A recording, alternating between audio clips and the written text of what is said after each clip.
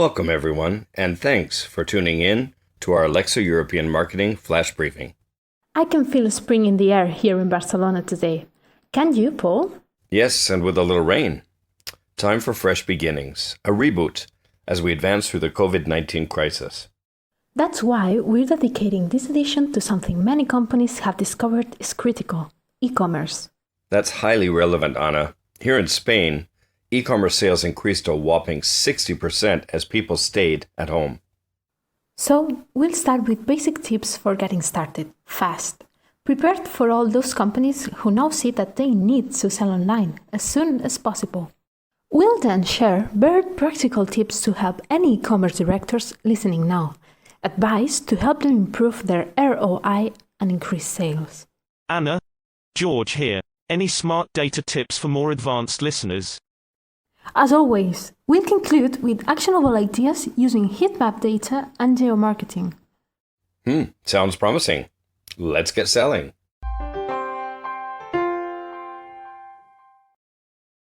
The following content is brought to you by Derby Hotels Collection. Luxury experiences in Paris, London, Barcelona and Madrid.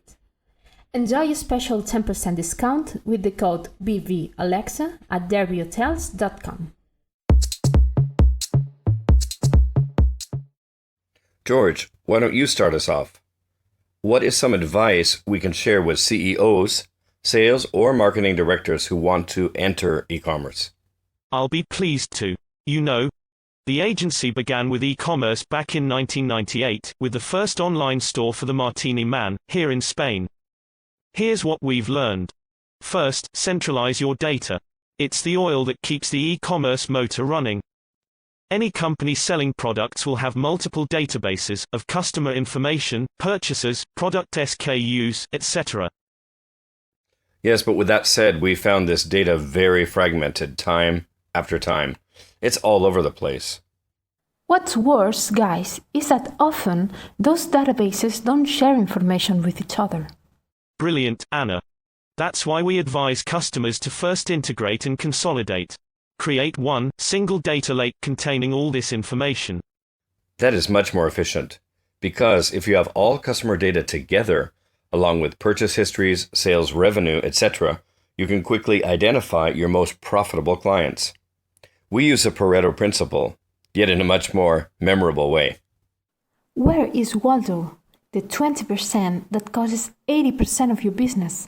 We're always looking for Wally, as he's called here in Spain. Crucial. Identifying your Wally allows you to segment your marketing based on her purchase decisions and interests.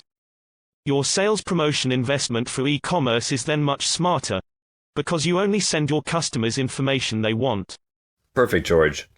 Such a strategic focus on relevance creates long-lasting relationships with your best customers. And that, my friends, creates ROI, return on investment, for every euro, dollar, yen, or yuan.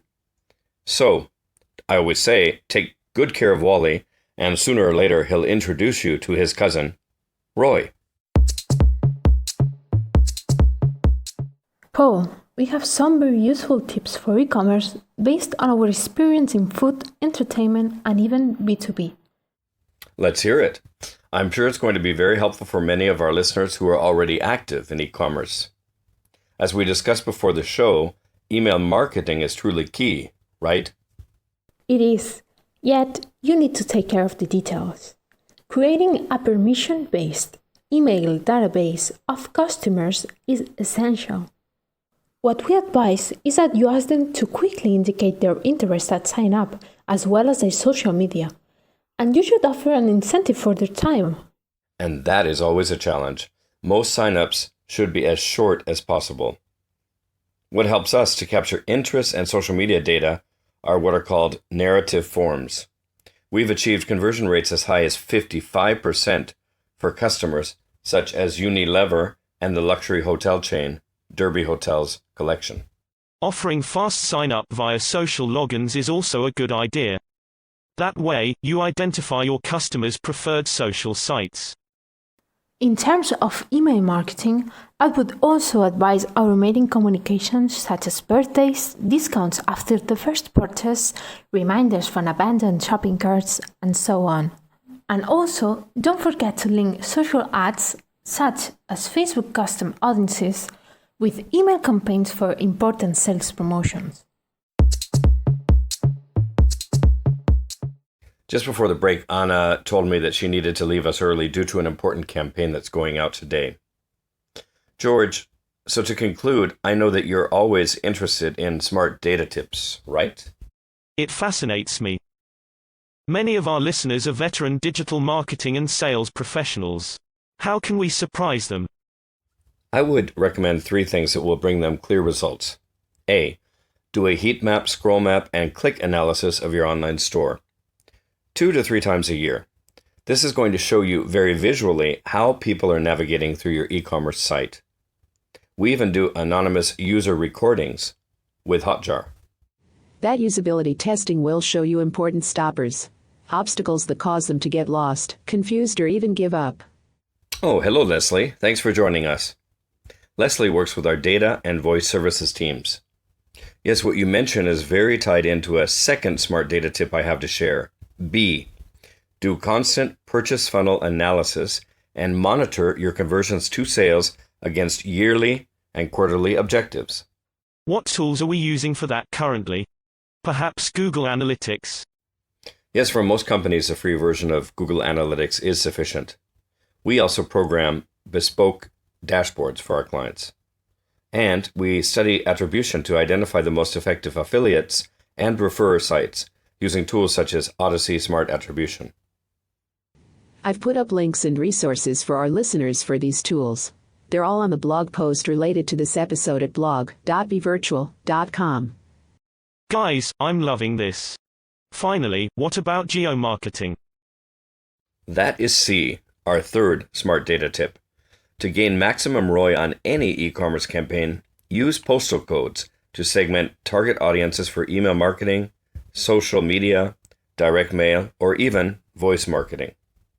For instance, in Germany, this would enable you to have a completely different sales promo in both content and even dialect when selling to Bavarian customers in Munich versus customers up north in Berlin.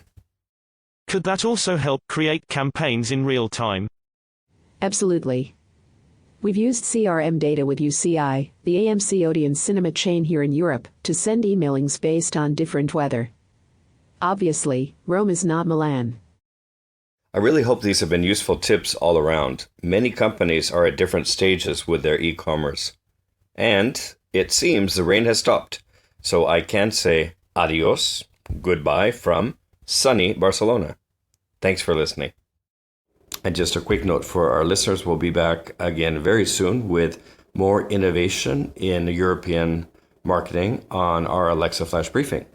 I also hope that you'll be sure to join us at the blog at blog.bevirtual.com. Look for the Alexa section, and that's where you'll find many of the resources, not only for this particular episode, but for all of the previous episodes. So goodbye and talk again soon.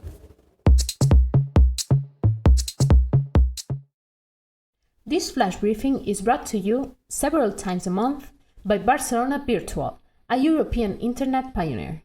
To visit us, type the letter B together with virtual.com. That's bvirtual.com.